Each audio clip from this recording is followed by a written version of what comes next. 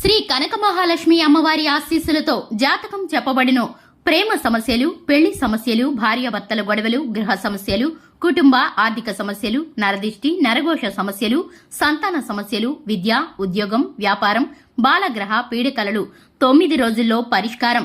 ఈ గురువుగారు చెప్పింది చెప్పినట్లు జరిగింది. నమ్మకంతో ఒకసారి కాల్ చేయండి.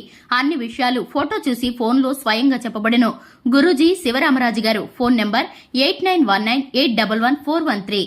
మార్చి 29.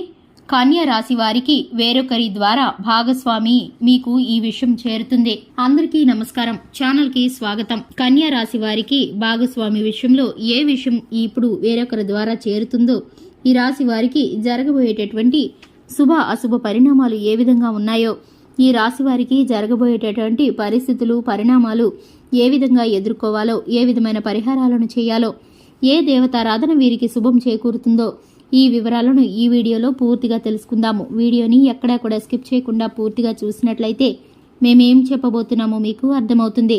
వివరాల్లోకి వెళ్లే ముందు ఛానల్ని ఇంతవరకు సబ్స్క్రైబ్ చేసుకున్నట్లయితే వెంటనే ఛానల్ని సబ్స్క్రైబ్ చేసుకొని పక్కనే ఉన్న గంట సింబల్ మీద ఆల్ అనే ఆప్షన్ని క్లిక్ చేసినట్లయితే మేం చేసే ప్రతి వీడియో నోటిఫికేషన్ మీ వరకు చేరుతుంది.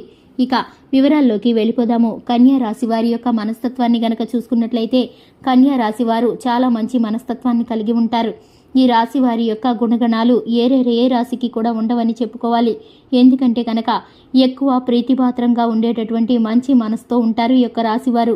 ఈ యొక్క రాశివారు ఒకసారి నాది అనుకుంటే కనుక ఆ వ్యక్తిని ఎంతటి వరకైనా కూడా ప్రేమిస్తూ ఉంటారు. వారి యొక్క బరువు బాధ్యతలను, కష్ట సుఖాలను వీరు అనుభవిస్తూ ఉంటారు. ఇక ఈ యొక్క రాశివారు నీతి నియమాలతో సహనాన్ని, ఓర్పుని పాటిస్తూ ఉంటారు. ఈ యొక్క రాశివారు ఉద్యోగంలోనూ, వ్యాపార స్థానంలోనూ, ధనం విషయంలోనూ నమ్మకంగా ఉండే వ్యక్తులు.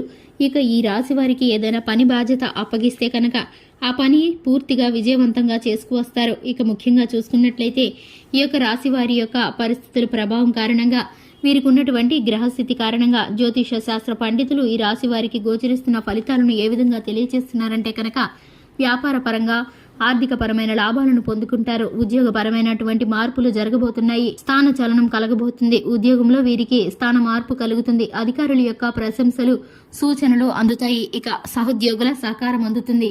రాజకీయ పరంగా నూతన వ్యక్తుల పరిచయం ఏర్పడుతుంది. అలాగే ఆర్థిక పురోగతిని సాధిస్తూ ఉంటారు. ఇక ముఖ్యంగా చూసుకున్నట్లయితే నూతనమైన పెట్టుబడులు, భూముల కొనుగోలు, అలాగే బంగారము, వాహనాల కొనుగోలు చేసే విషయాలుగా చర్చలు నడుస్తాయి.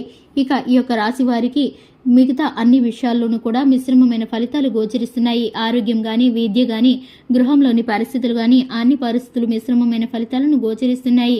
ఇక ముఖ్యంగా చూసుకున్నట్లయితే కనుక 2025 మార్చి 29న ఒక 3వ వ్యక్తి ద్వారా భాగస్వామికి సంబంధించిన విషయం మీకు చేరుతుంది. అది ఆర్థిక పరంగా కావచ్చు, లేదంటే ఆరోగ్యపరమైన సమస్య కావచ్చు. భాగస్వామికి సంబంధించిన ఈ విషయం మీకైతే వేరొక పర్సన్ ద్వారా తెలుస్తుంది. ఇక ఆ వ్యక్తి ద్వారా మీరు ఈ నిజాన్ని తెలుసుకొని ఆశ్చర్యపోతారు. ఎందుకంటే మీ వద్ద ఇంతవరకు దాచిపెట్టినందుకు వారు ఎంతగా నలిగిపోయారో, అలాగే మీ వద్ద దాచిపెట్టడానికి గల కారణం ఏమిటో, అలాగే మీకున్నటువంటి పరిస్థితుల కారణంగా అర్థం చేసుకొని మీకు ధనం అధికంగా ఖర్చు కాకూడదని వారైతే ఎంతగా ఈ విషయాన్ని దాచిపెట్టి కష్టాన్ని భరిస్తూ వచ్చారో తెలుసుకొని మీరైతే కంట కన్నీరు కారుస్తారు. మీరు వెంటనే ఈ విషయాన్ని తెలుసుకొని వారికి ఉన్న కష్టాన్ని తీర్చివేయడానికి ప్రయత్నిస్తారు. మీరు ధనాన్ని లెక్క చేయకుండా వారి మీద ఉన్న ప్రేమాభిమానాలను ఈ సమయంలో చూపెడతారు.